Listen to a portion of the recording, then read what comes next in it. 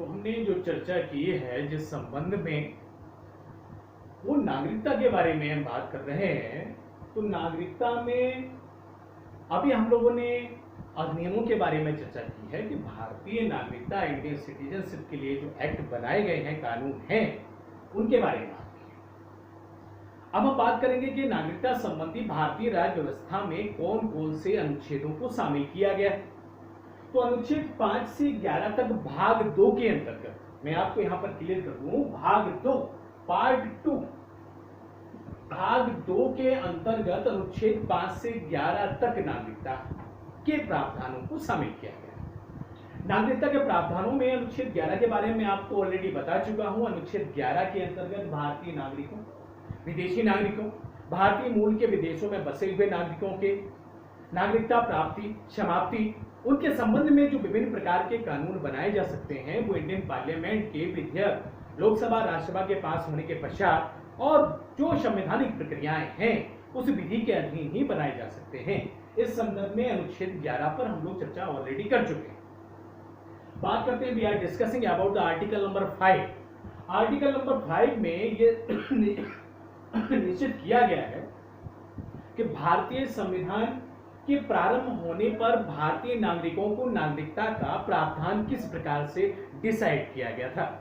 तो आर्टिकल 5 के अकॉर्डिंग भारतीय संविधान लागू होने के समय यदि कोई भी भारतीय नागरिक, उसके माता पिता भारत में यदि जन्मे हों अथवा भारतीय संविधान 26 जनवरी 1950 को लागू होने की स्थिति में 5 वर्षों तक भारत में अधिवास कर चुके हों, डोमिसाइल रहे हों अथवा उन्होंने भारत में अपना पंजीकरण करा लिया हो, इस आधार पर अनुच्छेद 5 तो ऐसा कमिटमेंट ऐसे सिटीजनशिप इंडिया के जो भारतीय मूल से रिलेटेड हैं, अर्थात 26 जनवरी 1950 को उनका कमिटमेंट हो गया हो, उनका राइट ये रहेगा कि भारतीय मूल के वो नागरिक माने जाएंगे। अनुच्छेद आर्टिकल 6 के अंतर्गत बात करते हैं।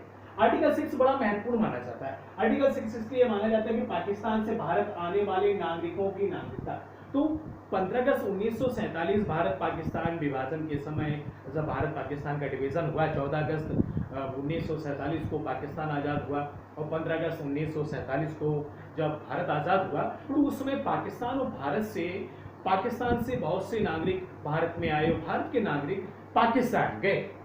उस संदर्भ में 1955 के भारतीय नागरिकता अधिनियम और उसके पूर्व भी मैं आपको एक बात बता देना चाहता हूं, भारतीय नागरिकता से जुड़ा हुआ 1947 का जो अधिनियम जुड़ता है, उस आधार पर भी ये निश्चित किया गया था कि पाकिस्तान से भारत आने वाले तो ऐसे certain persons who have migrates from India to Pakistan, तो पाकिस्तान से भारत आने वाले नागरिकों की नागरिकता, तो राइट इस प्रकार की लोगों के संबंध में भारतीय नागरिकता प्रदान करने के लिए अनुच्छेद 6 तो पाकिस्तान से भारत आने वाले नागरिकों की नागरिकता संबंधी आर्टिकल 6 है, ये ध्यान रखना आप सभी लोगों को।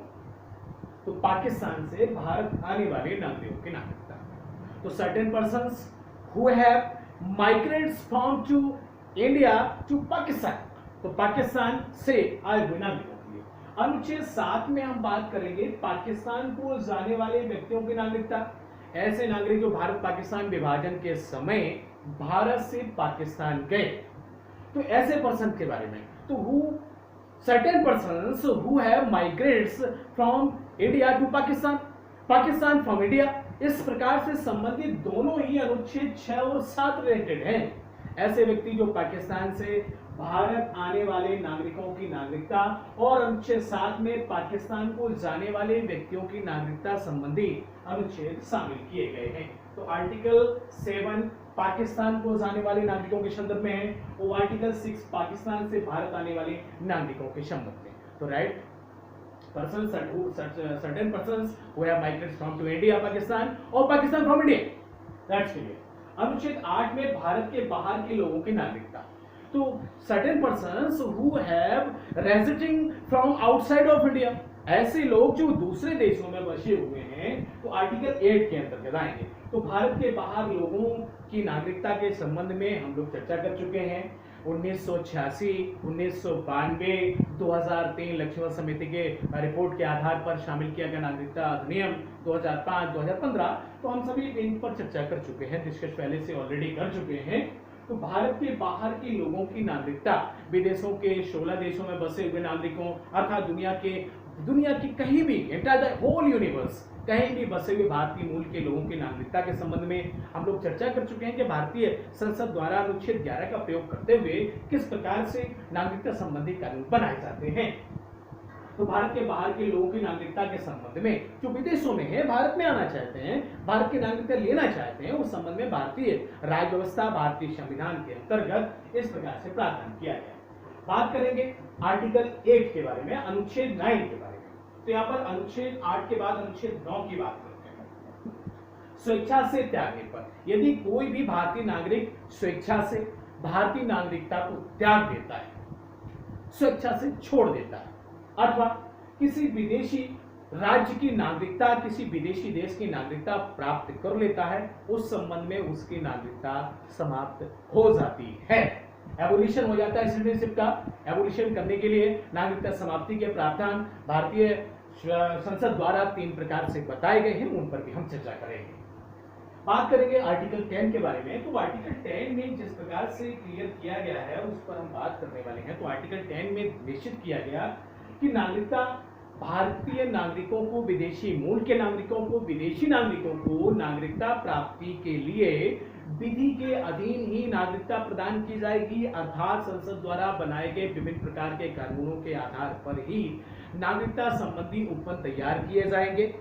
इसके अलावा किसी और प्रकार से नागरिकता प्राप्ति के साधनों को नहीं माना जाएगा, ये निश्चित किया गया। तो एक बार पुनः से हम लोग देख लेते हैं। अनुच्छेद 5 के अंतर्गत संविधान के प्रारंभ होने पर भारतीय नागरिकता 26 जनवरी 1950 को जब भारतीय संविधान हमारा लागू होता है, उस समय भारत में बसे हुए ऐसे लोग या अथवा 5 वर्षों तक जिनके माता पिता यहाँ पर रहे हो, जिन्होंने अधिवास किया हो, माता पिता में से कोई भारतीय मूल का नागरिक हो जो 26 जनवरी 1950 को या उसके बाद में जन्मे हो, उन्हें भारतीय नागरिकता प्रदान की जाएगी।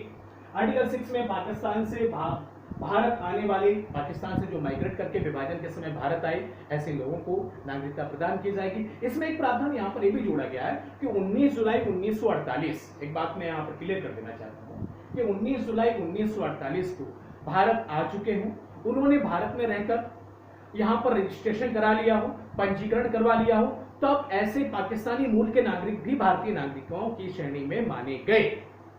अनुच्छेद 7 पाकिस्तान को जो भारतीय नागरिक यहाँ से विभाजन के समय गए उनके संदर्भ में। अनुच्छेद 8 भारत के बाहर के लोग जो आउटसाइडर हैं, outside from the India, such persons who certain persons जो आउटसाइड है भारत के, ऐसे लोगों के संदर्भ में।